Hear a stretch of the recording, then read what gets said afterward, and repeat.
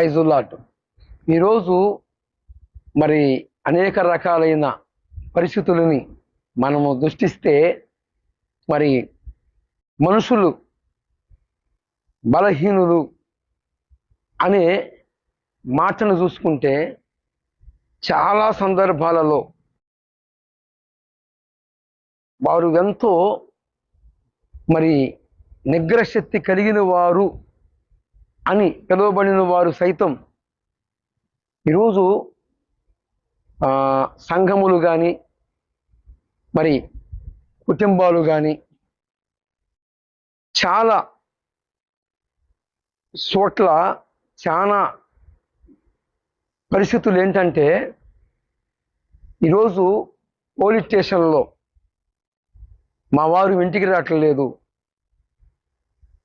నా భార్య నన్ను వదిలిపెట్టింది అనేవి ఇన్ని కేసులు చూస్తున్నాం. కారణం ఏమిటి? హేతు ఏమిటి? ప్రేమ అనేది మరుగైపోతుంది. ప్రేమ అనేది చల్లారిపోయిందా? అన్నిటికంటే ఉత్తమమైనది, అన్ని బంధాల కంటే శ్రేష్టమైనది వివాహ బంధం. భార్యాభర్తల బంధమునే దేవుడు ఈ బంధము శాశ్వతకాలమని. ఇప్పుడు బిడ్డలు పుడతారు, బిడ్డలు ఆడబిడ్డలైతే ఒక ఇంటికి వెళ్ళిపోతారు, పురుషులైతే తల్లిదండ్రులని విడిచి తన భార్యని ఎత్తుకుంటారు అన్న సంగతి అందరికీ తెలిసిందే. కనుక అన్ని బంధముల కంటే భార్యాభర్తల బంధము పవిత్రమైన బంధముగా దేవుడు సిద్ధపరిచాడు. ఈరోజు చూస్తే భార్యాభర్తల మధ్య సమాధానము లేదు. మరి ఈరోజు మొదటి ప్రేమ, మొదటి ఆసక్తి ఉన్నదా అంటే భార్య మీద భర్తకి, భర్త మీద భార్యకి ఉన్నదా అంటే చాలా సందర్భాలలో కొంతమందిని స్త్రీలను అడిగినప్పుడు కానీ, కొంతమంది పురుషులు చెప్పేది కానీ, ఈరోజు ఇలాంటి పరిస్థితులకు కారణం ఏమిటి అని చూసుకుంటే స్వల్పకాల భోగముకు కొంచెము మోహము కోసము మరి తల్లిదండ్రులని విడనాడి నీవే ఆమెకి సర్వస్వమని, తోడబుట్టిన వారిని, తల్లిదండ్రులని అందరినీ విడిచిపెట్టి నీవే ఆమెకి అన్ని వేళలా స్నేహితుడిగాను, నమ్మకం పోయినప్పుడు తండ్రిగాను, అన్ని విధాలుగా నీవే సర్వస్వమని నీ మీద ఆధారపడిన నీ భార్యని విడనాడి మరి ఇంకొకరితో పోతూ ఇంకొకరి దగ్గర ఉంటున్నావేమో. అలాగనే ఓ స్త్రీ నీ భర్తని మోసం చేసి ఈరోజు రహస్యమందు పాప శాపం తెచ్చుకుంటున్నావేమో. ఒక రోజుకి అది శాశ్వతం కాదు, ఒక రోజున అది నీ పాపము, నీ దోషము ఓ పురుషుడా నిన్ను, నీ కుటుంబాన్ని దహించి వేస్తుంది. ఎందుకు తెలుసా? పరిశుద్ధ గ్రంథమైన బైబిల్ గ్రంథములో 2వ సమూయేలు గ్రంథము 11వ అధ్యాయములో ఒక రాజు ఉన్నాడు. ఈ రాజు చేసిన పని ఏంటంటే, ఈ పూర్వకాలాలలో, పాత నిబంధన టైములో, పూర్వకాలాలలో బహుభార్యత్వం ఉంది. దేవుడే ఆ కాలాలలో, అది అజ్ఞానం కాలం గనుక భగవంతుడే ఇచ్చాడు. అయితే ఇప్పుడు అందరూ మారు మనసు పొందవలననియు మరి అపొస్తలుల కార్యములు 17వ అధ్యాయము 30వ వచనములో ఆ అజ్ఞాన కాలమున దేవుడు సూచిస్తున్నట్లుగా ఉండిను. ఎందుకున్నాడు?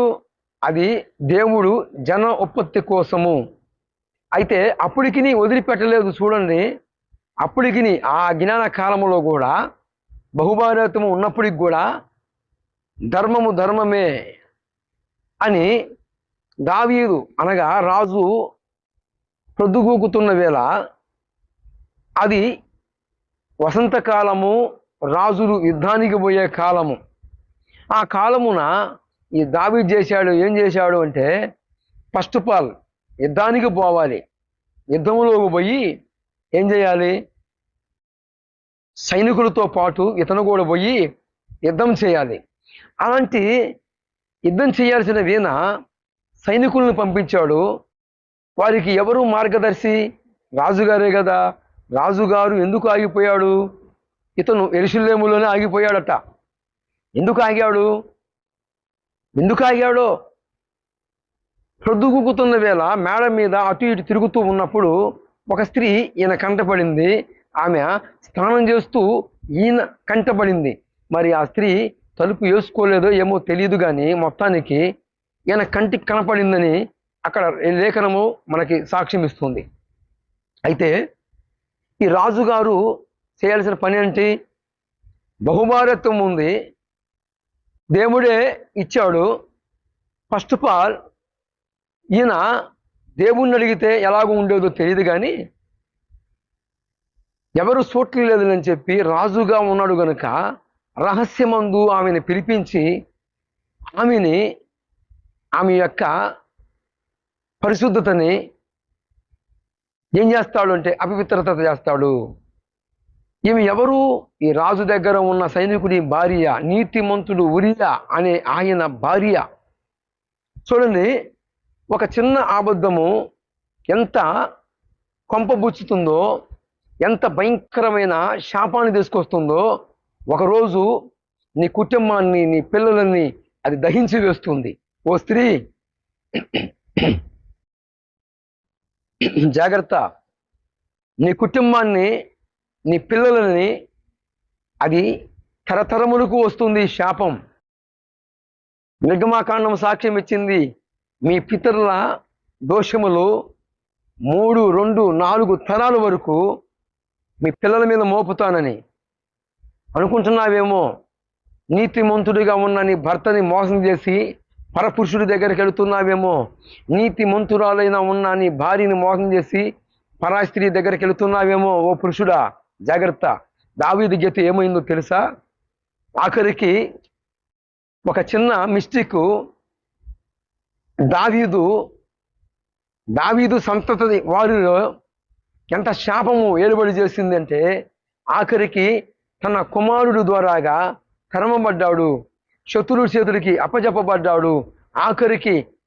ఆఖరికి ఎంత శాపము దావీదు మీదకి వచ్చిందో తెలుసా? దేవుని మహా ఉగ్రత వచ్చింది. దేవుడు ఒక వ్యక్తిని ప్రేమిస్తే ఆయన శిక్షించి రక్షిస్తాడండి. ప్రేమించకపోతే పట్టుకున్నట్టుగా ఉంటాడు.